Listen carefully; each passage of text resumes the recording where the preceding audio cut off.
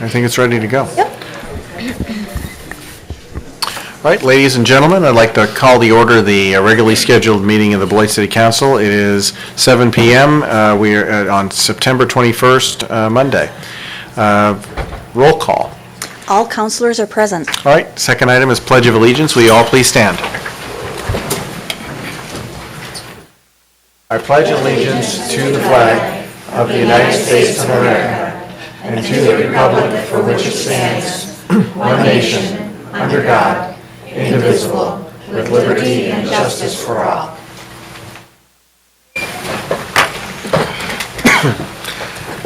Number 3 are special orders of the day and announcements.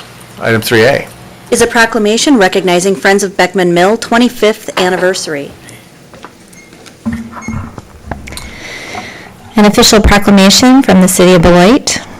Whereas the City of Beloit recognizes and values historic preservation, and whereas the City of Beloit also recognizes and values the strength of local volunteer organizations, and whereas Beckman Mill served as a center for community life in Newark Township for nearly 100 years, and whereas our local agricultural and industrial heritage is an important part of Beloit's history, and whereas the historical significance of rural mills was in danger of being lost, and whereas the Friends of Beckman Mill formed in 1990 to attempt to restore and preserve Beckman Mill for future generations, and whereas the Friends of Beckman Mill succeeded in restoring Beckman Mill and making it operational again, and whereas the Friends of Beckman Mill accomplished this through volunteer effort, and whereas the Friends of Beckman Mill has continued to preserve and interpret the history of the mill for 25 years. Now, therefore, I, Charles M. Haynes, President of the Beloit City Council, do hereby proclaim Saturday, September 26, 2015, as Friends of Beckman Mill Day in the City of Beloit, and encourage residents to share in the celebration of that group's anniversary in the history of Beckman Mill and in the history of rural life in the Beloit area, dated this 21st day of September 2015, Charles M. Haynes, President.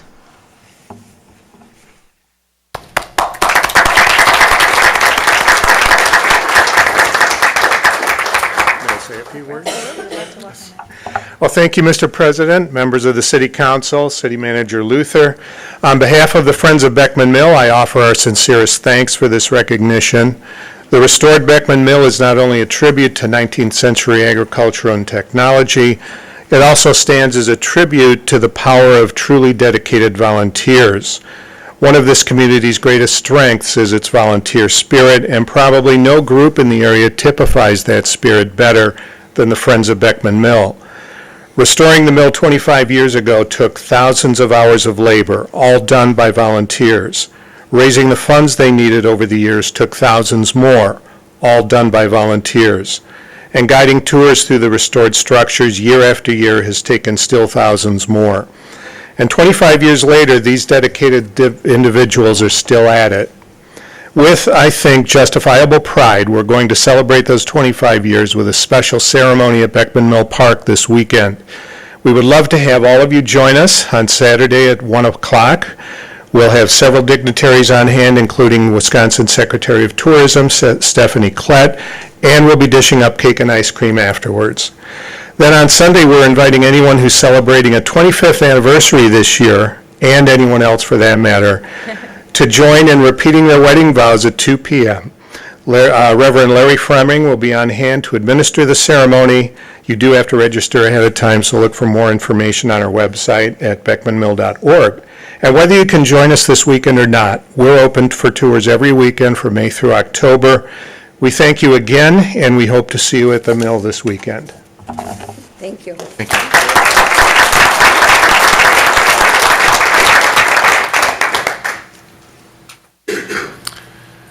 Item 3B. Is a proclamation recognizing International Day of Peace on September 21st. An official proclamation from the City of Beloit. Whereas the issue of peace embraces the deepest hopes of all people and remains humanity's guiding inspiration, and whereas in 1981, the United Nations proclaimed the International Day of Peace be devoted to commemorating and strengthening the ideals of peace, both within and among all nations and peoples.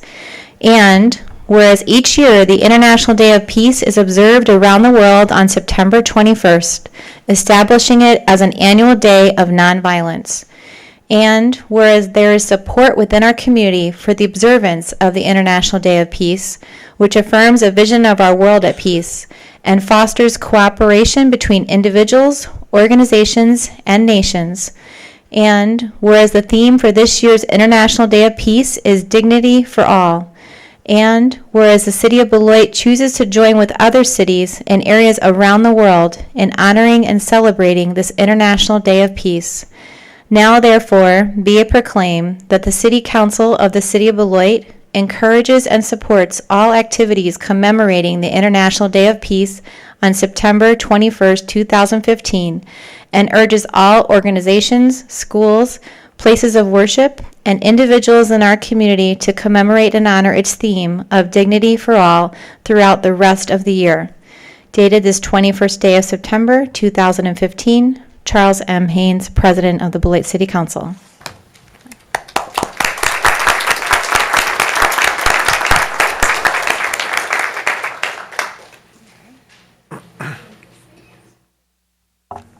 Thank you, Sheila and Lori, for making this a possibility. And thank you, Council, for joining with cities throughout the world celebrating the International Day of Peace. I appreciate it very much. Thank you.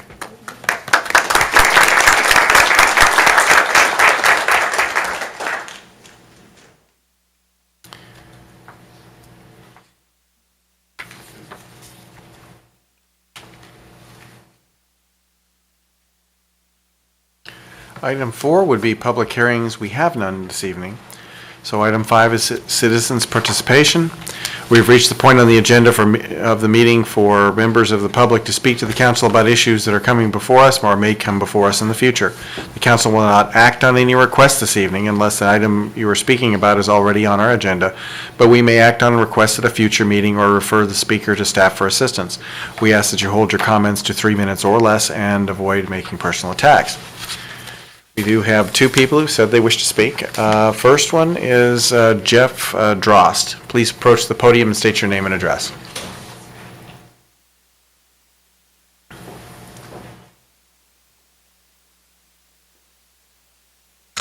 My name is Jeff Drost. This is my wife Cindy. We reside at 1619 Grant Street. Can I pass around to the council a couple of things so they can look at? Sure. And you can have the papers, but I'd like the picture back. I'm going to start right away as you maybe look at this. First of all, thank you for letting me speak tonight. Second of all, I have a question for the council. If you could make the city of Beloit safer and protect its citizens better, would you? You don't have to answer that, but I hope your answer would be yes. I have a problem trying to keep my family safe from my neighbor's pit bull. In the end of April, my neighbor's dog, the pit bull, tried to attack my wife while running towards her, growling, crossing over into my yard where my wife was standing a short distance from our stoop. Under Ordinance 15.17, potentially dangerous dogs, item number 3 in definition states to be deemed potentially dangerous, a dog growling or barking in an unfriendly manner while approaching or chasing a person is deemed potentially dangerous. At this very time, we have a very dangerous situation.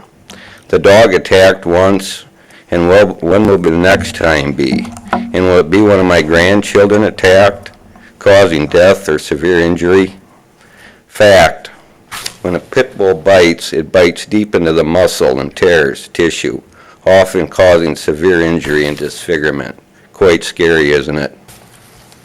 Now picture yourself defenseless with one charging you. Under your own ordinance, this dog meets the criteria of a potentially dangerous dog, and and I'm here tonight asking you to uphold ordinance 15.17 on the owner of this dog. I have been in contact with the police and city attorney over this since August 1st to do something about this.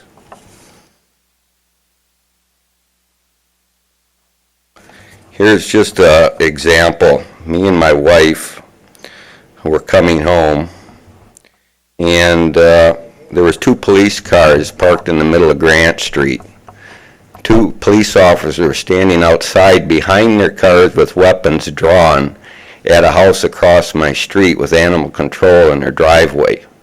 This is how scary these dogs are, that the police have guns drawn and are standing behind their cop cars out in the middle of the road because dogs, pit bulls, are running loose. So now expect yourself to be standing out there defenseless when you have one running around.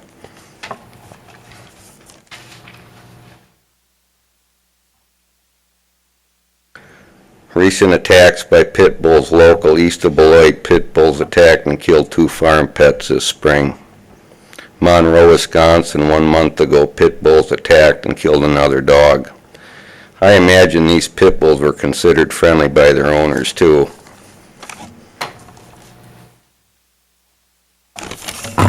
The owner next door that has a pit bull has no way to secure it, no fenced-in yard, no barrier from it coming over and attacking again.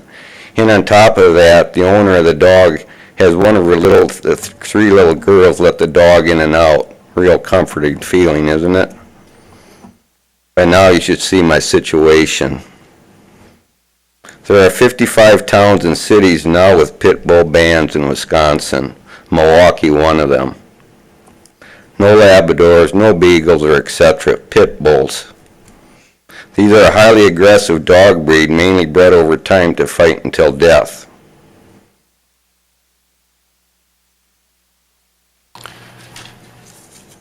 Please summarize, sir. Your time is running. I have a lot, sir, but summarizing is the dog attacked my wife.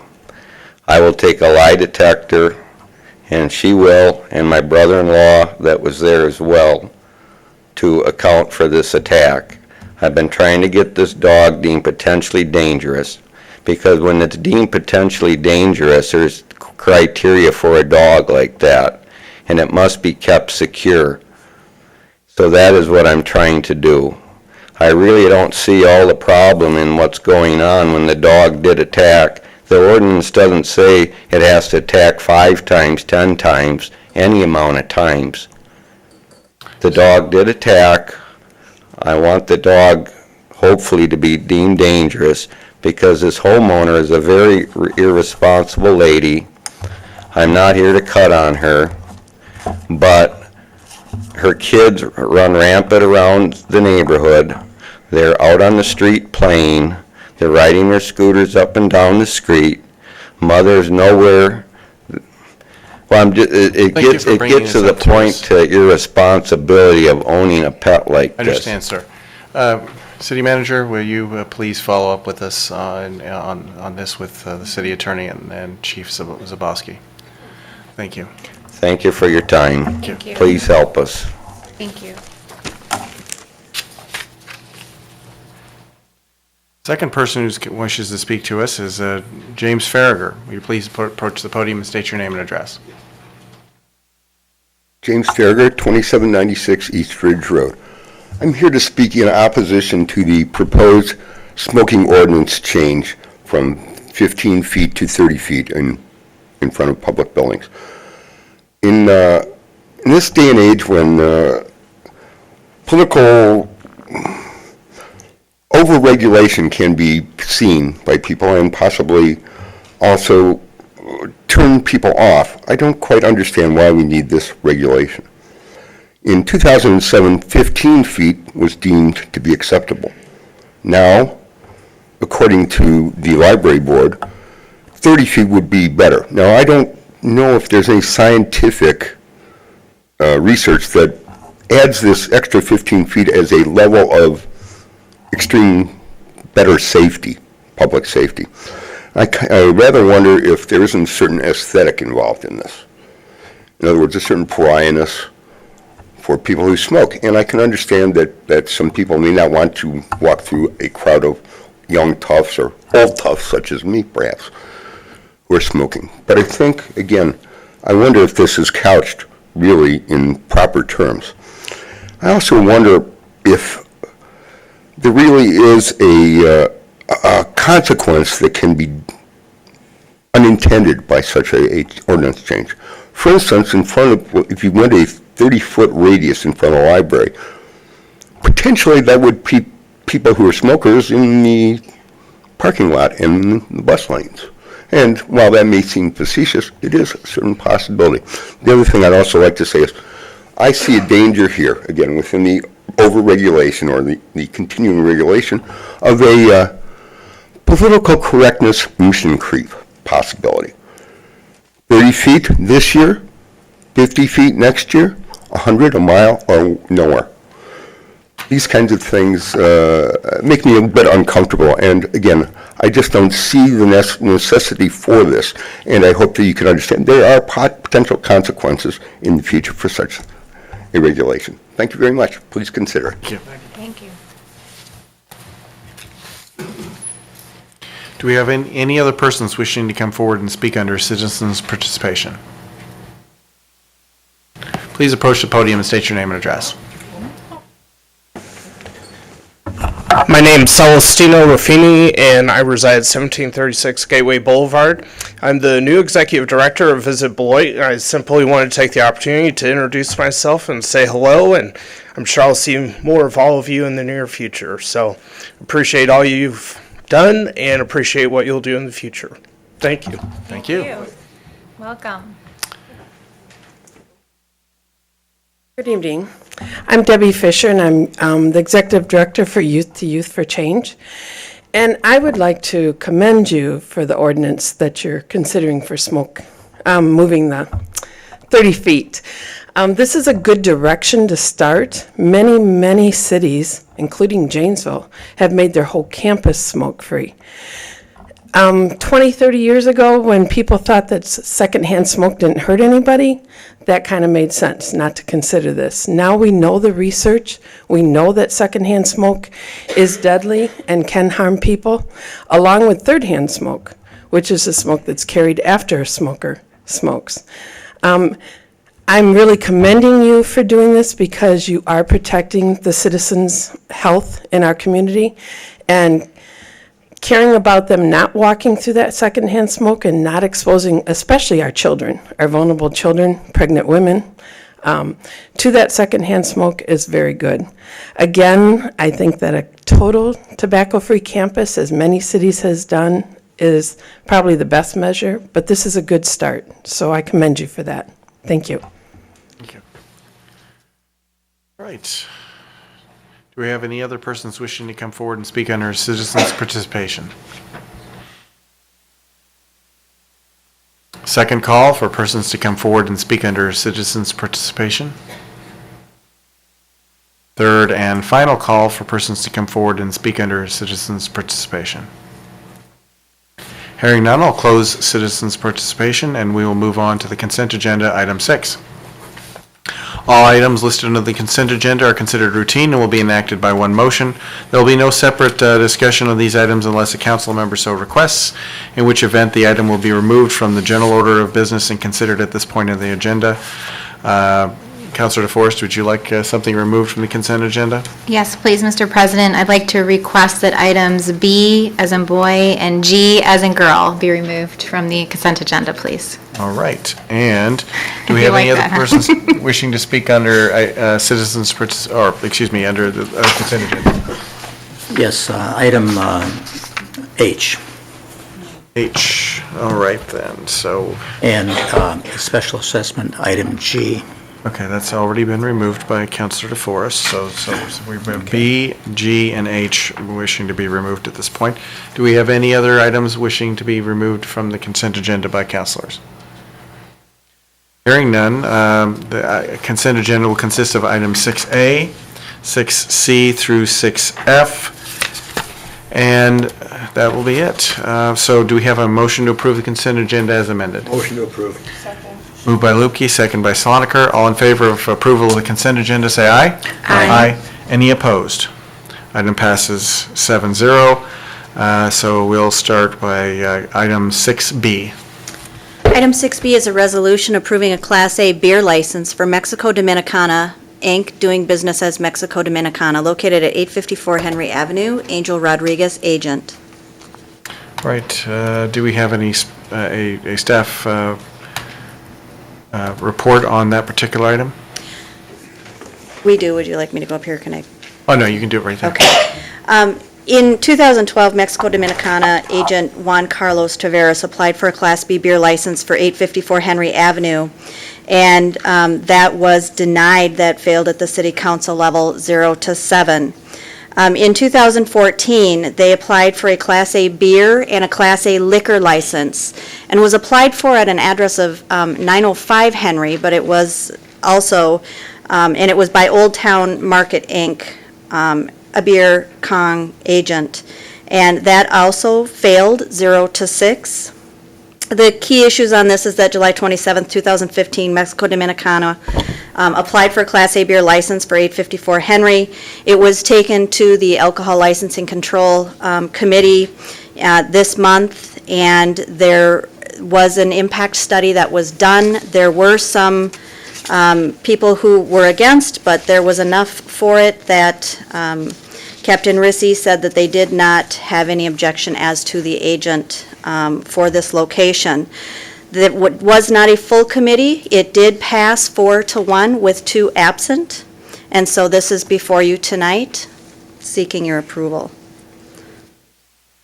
I'm not sure if the city attorney wanted to weigh in on this or not. Okay. All right, do we have a motion for approval so we can get it on the table? Motion for approval. Moved by Lupke, second by Kelly. Councilor DeForest. Thank you.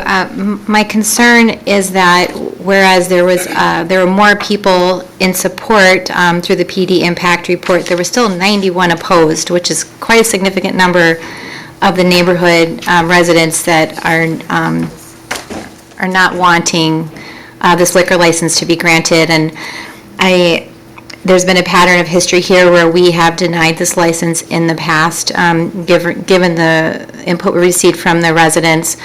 And I'd also like to note that some of the objections were formally advocated by the Merrill Revitalization Group, which doesn't exist any longer. And so what we're seeing, I think, in part, is we don't have an active Merrill Neighborhood Revitalization Group. We're not hearing strongly voices from them about their concerns for this liquor license. And I don't want just to let that lack of voice be the reason why this slides through. So I'm sharing my opinion that if 91 people in the immediate neighborhood say they do not want this liquor license, that's enough people for me to be concerned about passing it. Thank you. Do we have any other councilor questions or comments? Councilor Lupke. As I mentioned in our last meeting, I don't see a reason we're just asking for beer. I go by this establishment daily, and they appear to run a very neat, well-run establishment. There's no hanging around the parking lot. Apparently, they sell groceries, meats, vegetables, other things. To be consistent, we've offered other like establishments beer licenses, so to not offer them one, especially when the commission votes 4-1 for it, we're not in a neighborhood per se. Yes, there are homes nearby, but it is a very busy street, busy corner, actually, one of the busier corners in town. So it's not like a store in the middle of a neighborhood. There are neighbors to the, especially to the rear side of it. But I have seen nothing in my going by several times a day that would lead me to think that this is or has been or will be an unruly establishment or an establishment that would not allow it. Last week we allowed, or last month, just down the block, we allowed a new business to open, a business to reopen and to sell beer. So to grant one and not the other with no real valid reasons, I I couldn't be in favor of that. So I just wanted to reiterate that I have seen a well-run business and one that would not allow people to be invited in the parking lot. Most people who go in will buy groceries and take their beer with them to their home or wherever they're going. So I just wanted to add that. Thank you. I don't know, we traditionally, we've said no to this location for a lot of reasons, and I share Councilor DeForest's concern that if there's no effective organization to anymore, whether that means that there's no opposition or whether that's still the opposition is still present. I'm inclined to think that the same people who didn't like it before are probably not going to like it now. I don't see that there's any particular difference here primarily, but that's my thoughts on the issue. Councilor Kelly. Well, I actually go to this establishment at least once a week, if not twice. There's always family working there. There's always the owner and the wife and the daughter-in-law, and there's not kids working there. I don't see any reason why you would deny them a beer license. People that go there, they go from, I've been in the parking lot, there's people from Illinois, it's not just walking traffic that they're getting that they would, beer is not illegal. So the only reason you would not let them have a beer license is because you think there'd be a problem with them selling beer, like they wouldn't be done the right way. So I don't see why their clientele, which is not the clientele that would go to Dave's or whatever, would have to go somewhere else just to buy some beer.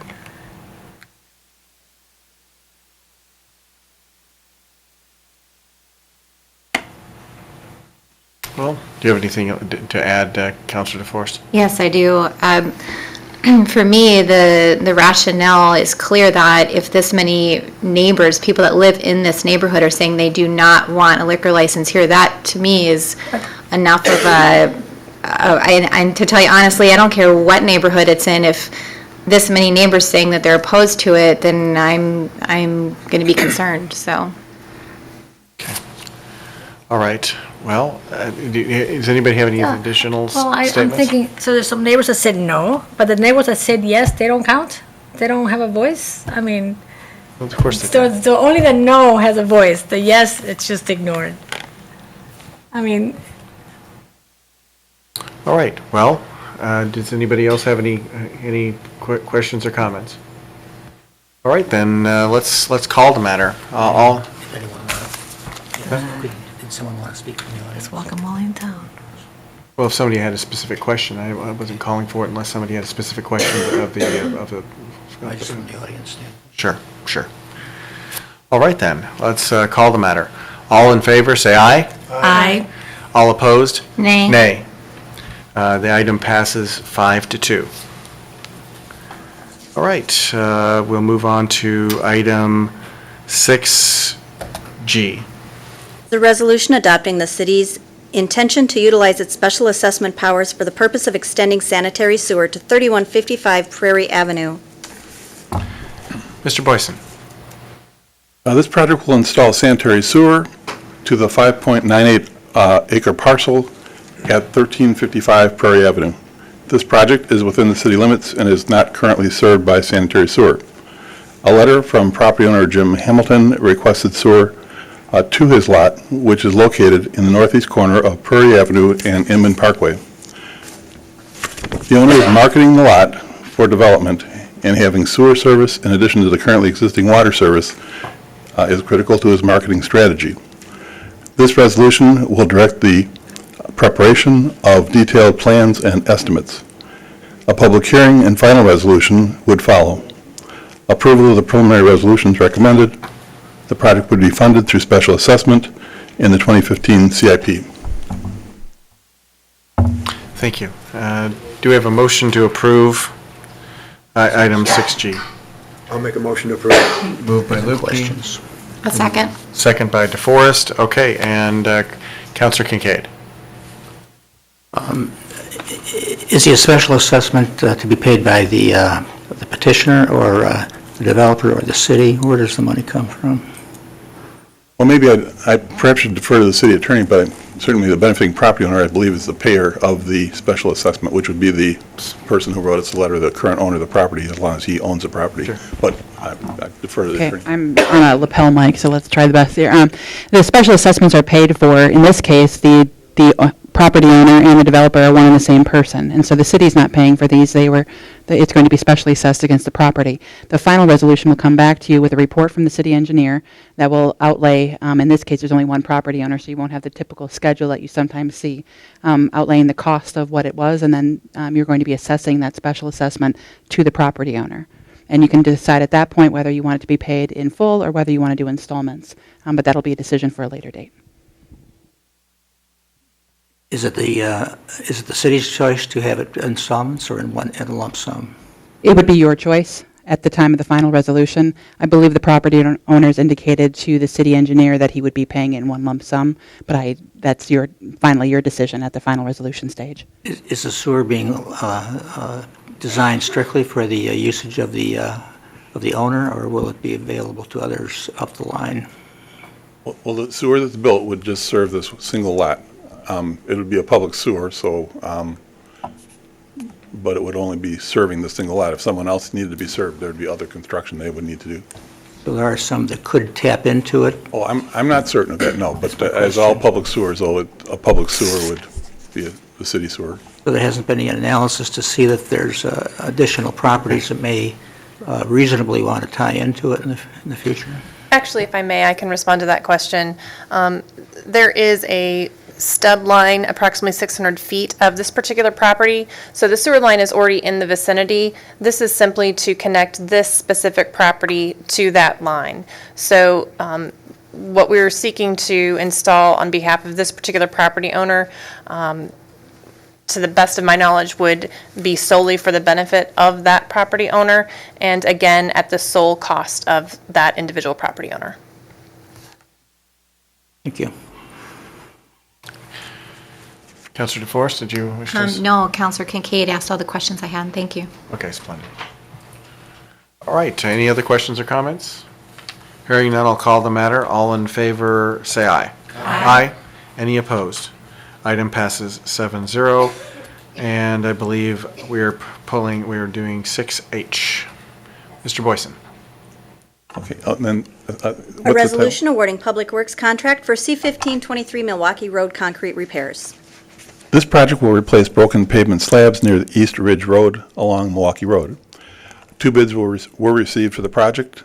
The low bid of $49,484.50 was from CPR Inc., which is less than the engineer's estimate. There might have been a typo on the report. It's computes to 24%, I note, of $65,000. CPR Inc. is considered a responsible bidder for this project, including $6,515.50 for change orders or extra work. The project cost would total $56,000. Funding is available in the Capital Improvement Program.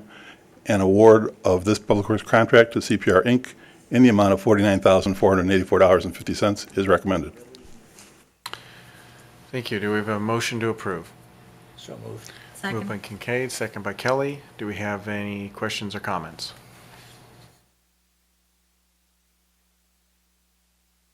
Hearing none, I'll call the matter. All in favor, say aye.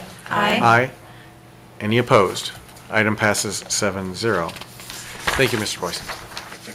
Item 7, licenses, 7A. Item 7A is a resolution setting the return date and authorizing the issuance of a summons for an alcohol license sanction hearing for HRNSV Entertainment doing business as Addiction, Eduardo Garrido, agent located at 1310 Cranston Road. Madam City Attorney. At the August 11th, 2015 meeting of the Alcohol Beverage License Control and Advisory Committee, they voted to recommend a revocation of the license for HRNSV Entertainment, LLC, which operates Club Addiction at 1310 Cranston Road.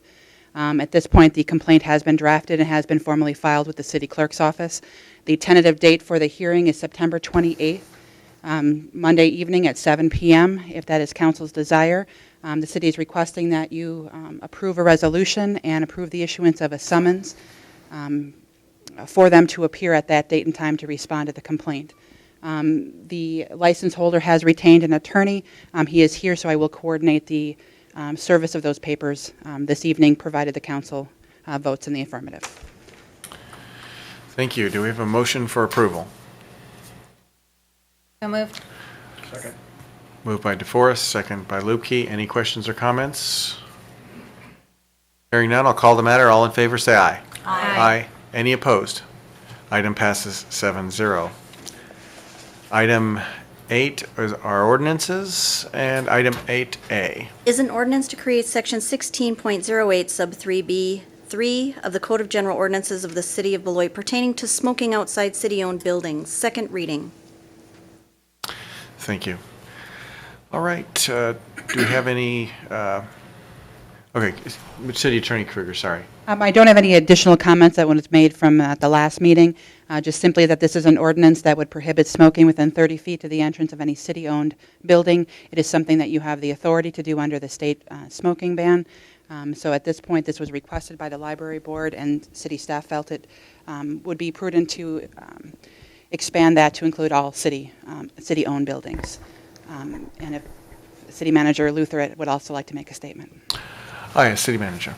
Thank you. The intention of this ordinance change is to protect the entrance areas to all of our public buildings. And while the library recognized that there were occurrences in which typically parents and children were having to walk through smoke-filled areas in order to enter the library, we realized that really any public facility that the city owns could have a similar circumstance. It is certainly within the purview of the council to evaluate all of our public facilities, and in the intent of the smoking ban and clean air pursuit, to provide areas for entrance from any member of the public into our facilities, and being able to do that without having to go through an area where there may be smoke. That was the intention. If you have any questions, I'd be happy to respond to them.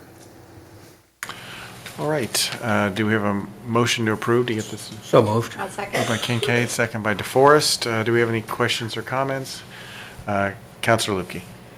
I just want to respond to my good friend, Mr. Farringer. I'm going to vote for this because of the fact that when I go to the library or other places, you walk in and that smoke follows you right in. And I don't like smoking, but I defend your right to smoke or do whatever, but I think that's the reason a lot of us don't want it, is because, especially at the library with that entrance right there, I know I get the secondhand smoke. So I just wanted to say thank you. Thank you. I think one of the critical issues with this too is that the way that the library and a couple of other buildings are designed with the doors set back so far is that 15 feet is really can still be directly in front of the door. 30 won't be. It'll be out to the curb, pushed off to the side. I'm not afraid of creep on this. I think it's probably a prudent and reasonable decision for the library and several of our other facilities with recessed doors. So I'm not quite as worried as Coach is. Do we have any other questions or comments? Hearing none, I'll call the matter. All in favor, say aye. Aye. Aye. Any opposed? Item passes 7-0. Item 9, we have appointments.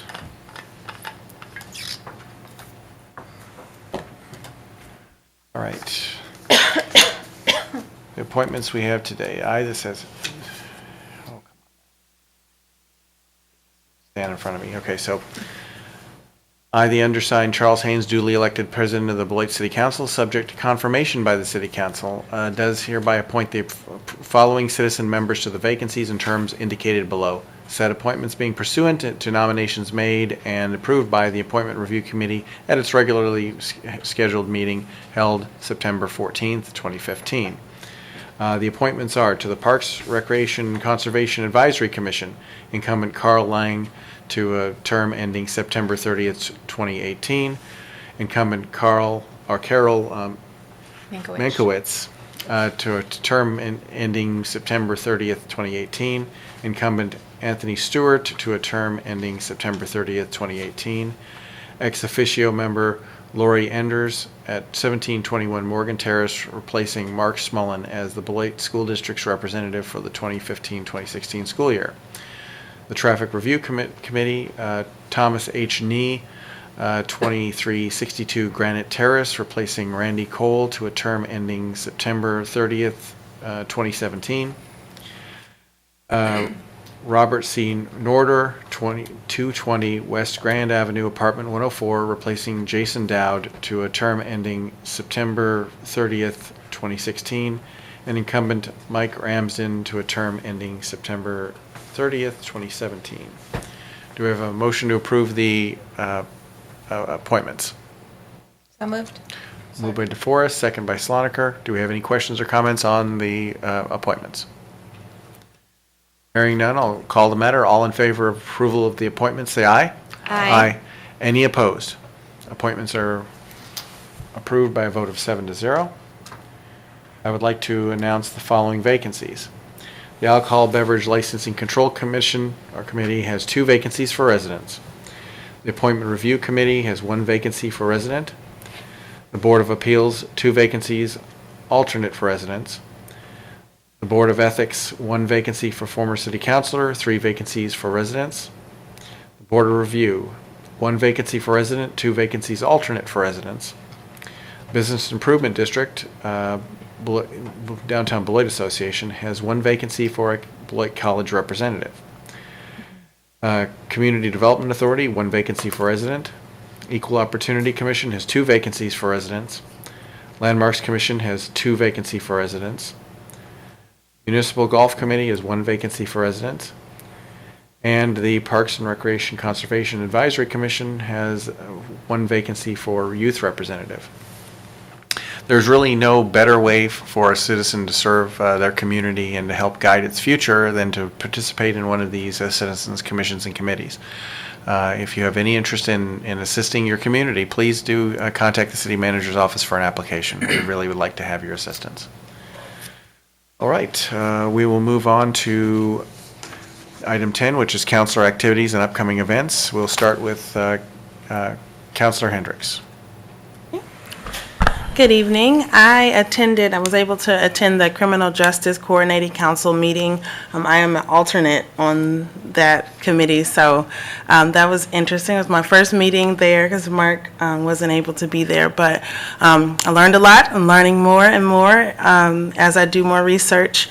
I was able to attend Beloit, the college, and the city, which was an awesome, awesome presentation about how connected we are as a community. And I'm in a unique position in that I work for the college and I work for the city, or you all. So it was good to be there and hear all of the great things that are going on in Beloit and the connections that we have there. I look forward to attending the Fruzen Intermediate School dedication on Sunday. I was trying to wait to go in until Sunday, but I did have to go in for work. And I got the grand tour, so I'll know a little bit more than those that haven't been there yet. But it's a beautiful building. The students are well behaved and they were learning and excited between classes. I was there during passing time. I was really excited to see that, so I look forward to that. And if you are into theater, Beloit College will be putting on a production of Rent. And if you don't know anyone that will be in it, now you do. I will be. I'll mention it now and then I'll mention it later. I won't do it every time. But tickets are on sale now. Opening weekend is November 12th, so those 2 weekends, November 12th and then the weekend after that. So come out and see it for me. No. That's all. Councilor Sloniker. Yes, I had the opportunity to attend the SLATS meeting and find out about all the roads that are being worked on and upcoming projects. And Go ahead. the Prairie Road area is still kind of delayed, but it'll be on track. So that's all. All right, thanks. Councilor Kelly. I attended the City College event with Regina, even though I had already forgotten. it went on for a long time. There was a lot of things going on, some that I knew, some that I wasn't quite aware of. But it was great and fun. All right, Councilor Lupke. Saturday, September 12th was busy, especially for Councilor Sheila DeForest and myself. First, we volunteered to go back to the high school and work with the assistant principal there and go out and talk to some truants and their parents. And Sheila and I were a team, and it was kind of unique for us because we had both worked at the school before, so it was a little deja vu. But we spent a little time that morning going to some homes in Beloit. And then we hurried over to Central Christian Church for a race relations conference and heard a very nice presentation from Lori and our chief, Chief David, police chief, and met with people there. And Sheila and I were allowed to say a few words too, so that was very nice. And I too, with other counselors, was there on Friday for the Beloit College, City of Beloit communion, I call it. It just shows when you have a partnership how well you can work together for the growth of both. I know Beloit College is feeling very good, and they're reaching out to Beloit. We've always had Beloit College here since, I think, 1846, before the state was even founded. And Beloiters are proud of Beloit College, but I think we need to know more about it. There are lots of presentations there. I do know that they've gone from right around 300 students a year in their freshman class to almost 400 this year. And they're quite selective on students. So it's the kids are seeing that Beloit is the Yale of the Midwest, is often called. We have a couple of Beloit College grads here too, don't we? Yes, we do. But that was very nice. And Lori and David, thank you for contributing. That's all I have. Councilor DeForest. Thank you. I will leave off some of the things that have already been mentioned. One thing I just want to make sure I take the opportunity to point out that I'm very proud of being a Beloiter and being a Beloit College alum. I don't know if people realize that the college was funded and developed and set up by the Beloit residents. They all contributed money to it under the condition that all people could attend the college, and that included women, it included African Americans, and that was unheard of in 1846. And it's something to be very proud of, that Beloit has always been committed to education, always committed to including all people. And I just want to make sure that people know that, what a special thing that is. Certainly our destinies intertwined with Beloit College's Beloit's. I am very excited about Alliant Energy's development plans for a solar energy farm along the banks of the Rock River. Besides our incredible natural gas power plant and the capacity that will be increased for natural gas, we will right nearby be home to a fantastic solar energy farm. So thank you to Alliant Energy for your forward thinking and the environmental sustainability that comes through solar energy. So I'm pleased about that. I also wanted to thank the folks at the Handship Bartlett Community Picnic who organized that for us. I was able to attend that as part of Heritage Days citywide, and really appreciate all the volunteers who work hard to maintain historical legacy there. And then was thrilled to attend the Big Hill Park Center, the Welty Environmental Center, the open house that we had there. What a wonderful opportunity to educate all our residents about environmental issues and have that beautiful facility at Big Hill. I finally would like to extend my condolences to the family of T.C. Collins. T.C. was a very active community member, and he has children, one particular daughter who my daughter is close to, and a son that my son is close to, and so I particularly feel their heartbreak right now as they have lost their father. So my condolences extended to them. Thank you. Councilor Kincaid. I also went to the college event on the campus last week, and I must tell you that the president of the college and our city manager were like a tag team of really showing us how the town and gown can work together in common interest and programs. I hadn't seen anything quite like it in a long time. I thank you for your participation. And the president of the college is a hard act to work with, but Ms. Luther clearly held her own. Thank you.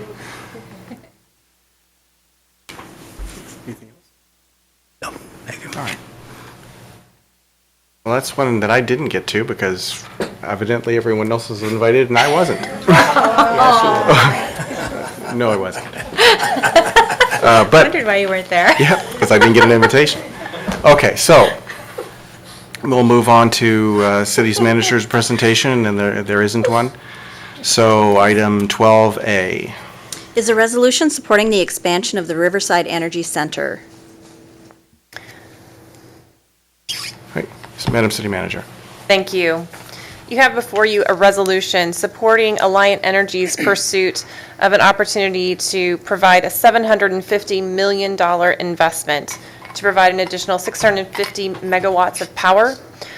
This project is slated to provide 200 to 300 construction jobs over a 2-year period, and if approved by the Public Service Commission, construction is slated to begin in the summer of 2016 and completed in early 2019. We were requested to pursue this resolution, and it was my pleasure to present it to the council in a true spirit of regionalism and cooperation. While this project is physically located in the town of Beloit, I firmly believe that it has a broader economic impact and that it is important to view this opportunity as multiple individuals who live in Beloit could work on this project, benefit from the new jobs that would be created, and we would be joining our partners at Rock County, even the city of Janesville, and also the town of Beloit. The Chamber of Commerce has also endorsed and supported this project. I'd be happy to respond to any questions if you have any. Right, do we have a motion to approve? Motion to approve. Second. Moved by Lupke, second by Sloniker. Do we have any questions or comments on item 12A? Just one. Go ahead. I just want to briefly add that this is a wonderful opportunity for us to cooperate and collaborate with our neighbors to the north and show our support. All right, thank you. All right, any other additional questions or comments? All in favor, say aye. Aye. Aye. Any opposed? Item passes 7-0. Item 12B. Is a resolution authorizing the city manager to acquire 846 Harrison Avenue from the Rock County Treasurer. Madam Director. We go through this every year. We look at the Rock County tax foreclosure list and see if there's any properties on there that we would like to purchase. You did budget $150,000 in the CIP this year to allow us to acquire properties. We did look at the list this year, and we decided to be a little more focused. So we looked at properties that were deteriorated that we thought should be demolished, which I think in the past council has supported that kind of blight reduction. But then in terms of looking at properties for rehab, we really focused in the near west side, houses that were in that neighborhood. We would like to try to focus not just our CIP resources, but our home resources in that neighborhood and work with our partners like NHS to do the same. And so there were no houses in the near west side neighborhood on this list. So what's before you is just 846 Harrison, and I apologize, Councilor DeForest, for not providing you a photograph and a map. I know I usually do that for you, but it is a deteriorating property. It was declared unfit a couple of years ago. The property owner didn't upgrade it, and it has deteriorated since, so we would like to purchase it, and then we will use that account also to demolish the property, and then we will try to sell it to an adjacent property owner. I believe, according to the list, the lot is 40 feet by 90, so it is substandard. And so usually what we try to do is look at the map and see where it originally belonged, who it belonged to, when you look at the, when it was originally platted, and we'll try to get some money for it. And so this resolution does actually does authorizes the purchase, and then it authorizes the city manager to negotiate terms and authorize the sale of it after the house is demolished. All right, thank you. Do we have a motion to approve? So moved. Moved by Sloniker. Second by Hendricks. Councilor DeForest. Thank you. Ms. Christensen, the $79,000 that remains, will that be enough to cover the acquisition and the demo? Yes. Okay, just wanted to make sure. Thank you. Do we have any additional questions or comments from councilors? Hearing none, I'll call the matter. All in favor, say aye. Aye. Aye. Any opposed? Item passes 7-0. Item 13 is adjournment. Do we have a motion? Moved by Swanaker, second by Kelly. All in favor, say aye. Aye. Aye. We are adjourned. Sorry, you really didn't get invitation? No, I did not get an invitation. Oh, Charles, I'm sorry. I didn't either. I learned out about it secondhand. I thought, oh, I want to go. But Well, you went in the pipeline.